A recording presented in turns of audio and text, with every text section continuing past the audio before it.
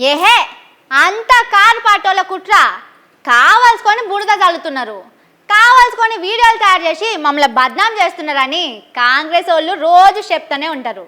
మరి నిజమేంటిది? కారు పాటోళ్ళు కుట్రలు చేస్తున్నారా, లేకపోతే సర్కారు వాళ్ళు చేస్తున్న పనులకు పబ్లికే కోపంతో ఉన్నారా? అరుచుకుందాం పార్రి. మొక్క మంచిగా లేక అద్దం బలగొట్టుకుంటే చేస్తున్నారు పోయి సర్కారు వాళ్ళు చేసే పనులు చక్కగా లేక మంది మీద వాడు ఏడుస్తున్నట్టే కొడుతున్నది. మొన్న హైదరాబాద్ లో అక్కలతోని మీటింగ్ పెట్టిండు కదా మన రేవంతం సారు. ఇక చూడుండ్రి ఏమైందో.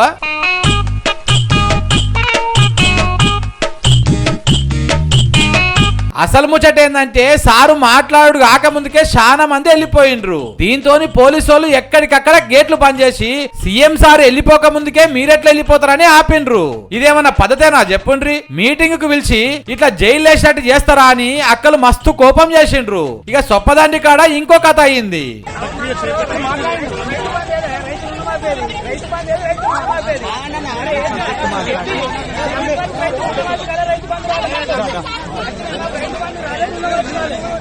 ఈ నడిమిట్లున్న సారు కరీంనగర్ జిల్లా చొప్పదండి ఎమ్మెల్యే. నిన్నో మీటింగ్ కు పోతే పబ్లిక్ అందరు చుట్టుముట్టిరు. ఇట్లా ఆ ముచ్చట్లు మంచిగానే చెప్తున్నావు గాని ఓట్లప్పుడు చెప్పిన 6 గ్యారంటీలు ఏమైనాయని ఎమ్మెల్యే సారు దుమ్ము దులిపిడిచిపెట్టిండ్రు. పాపం ఎట్లా అట్లా ఆడికెళ్ళి బయటపడ్డాడు సారు.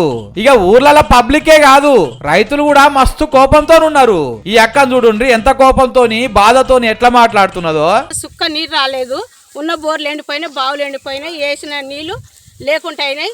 కుస్తల తాడు పెట్టి 2 బోర్లు వేస్తే ఒక్క సుక్క నీరు రాలేదు సార్. వాళ్ళ పదాల కోసం మమ్మల్ని రైతులను నాశనం చేసేది ఏంది? రైతులను ఆదుకుంటా అన్నాడు, రైతు మాఫీ రుణమాఫీ అన్నాడు, రుణమాఫీ ₹1 రాలేదు. రైతు భరోసా అన్నాడు, రైతు భరోసా రాలేదు. ఇంకా ఏమిచ్చి కాపాడుతాడు ఆయన మమ్మల్ని? అరే పుస్తల తాడు కుదవబెట్టి తెచ్చి పెడితే పంటలు ఎండిపోయినాయట, నీళ్లు ఎక్క బతుకులాగం చేసిండ్రని ఏడుస్తున్నది పాపం. ఇక లాస్ట్ కు రైతు భరోసా కోసం ఇట్లా పొలగాళ్లతో కూడా అడిపించుకునే కాడికి వచ్చింది మన ప్రజాపాలన.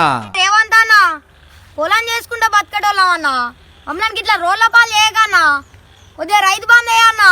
ఏం బాధలో ఏమో పోండ్రి, పని లేక పొయ్యిల చేయి పెట్టినట్టే అయిందని పబ్లిక్ మస్తు బాధపడుతున్నారు.